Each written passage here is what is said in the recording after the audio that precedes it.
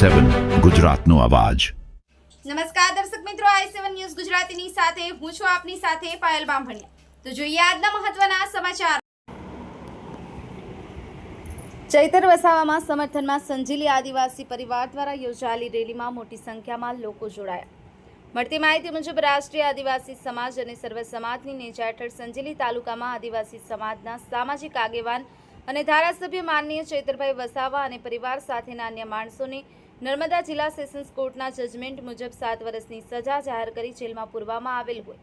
ગુજરાત સરકાર અને નામદાર હાઈકોર્ટ આદિવાસી સમુદાયનો અવાજ સાંભળી અને નામદાર હાઈકોર્ટ ગુજરાતમાં તાત્કાલિક અપીલ સુનાવણી રાખી જિલ્લા કોર્ટ નર્મદાના હુકમને સ્થગિત કરી અને તાત્કાલિક ધોરણે જેલમાંથી મુક્ત કરવા માટે લોકશાહી અને ભારતીય સંવિધાનની આર્ટિકલ 19ની જોગવાઈઓ મુજબ આજ રોજના બુધવારના સમય 9 કલાકે શાંતિપૂર્ણ બંધારણીય રીતે વિજયનગર મુખ્ય મથકે માનનીય ચૈતરભાઈ વસાવા ધારાસભ્યના સમર્થનમાં રેલી કરી અને સામાજિક જનસમર્થન જાહેર કરેલ હતું।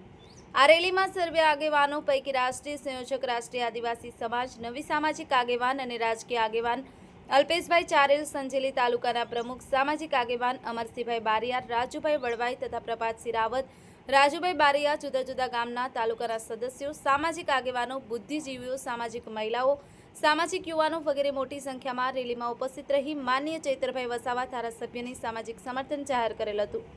નિલેશ વસિયાની સાથે cameraman Kalpeshbhai નિસરતા, i7 news Gujarati, Dahod.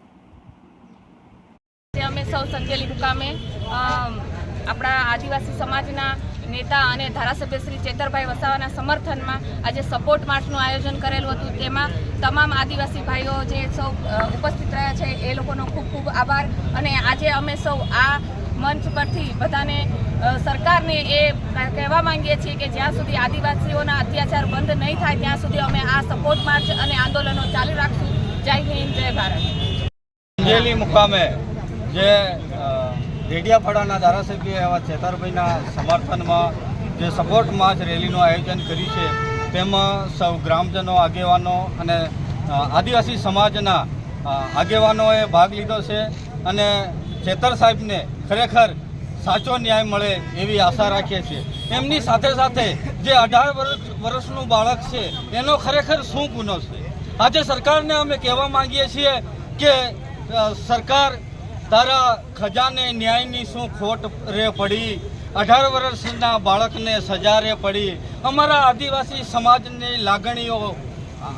લાગણીઓથી આંખડી રડી ખરેખર આવનાર સમયમાં સાચો ન્યાય મળે એવી આશા રાખીએ છીએ। જય જોહાર, જય આદિવાસી।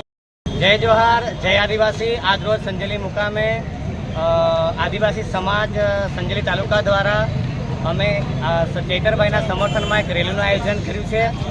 આદિવાસીઓના મસીહા, યુવાનોના દિલોની ધડકન એવા ડેડિયાપાડાના ધારાસભ્ય ચૈતરભાઈ વસાવાજીને રાજકીય કિન્નાખોરી કરીને જે 7 વર્ષની જેલની સજા કરવામાં આવી છે।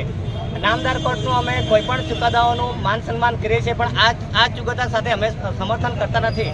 કારણ કે તે દિવસે બીજો પણ ચુકાદો આવે છે જેમાં પાટીદાર આગેવાનો હાર્દિક પટેલના જે દેશદ્રોહના જે ગુનાઓ થયેલા હતા એમને અલ્પેશ કથિરિયા એ લોકોને જ્યારે એમને ક્લીન ચીટ આપવામાં આવે છે, જ્યારે ચૈતરભાઈને જેલ કરવામાં આવે છે, તો ન્યાય બધા માટે સરખો હોય છે, તો પછી સત્તામાં બેઠેલા નેતાઓ અને વિપક્ષમાં બેઠેલા નેતાઓ માટે કેમ ન્યાય અલગ અલગ?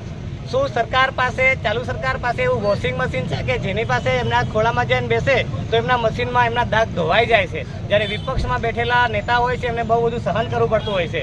એટલે અમે આ ચુકાદાથી સહમત નથી। આદિવાસીઓ જળ, જમીન અને જંગલનો હક ધરાવે છે।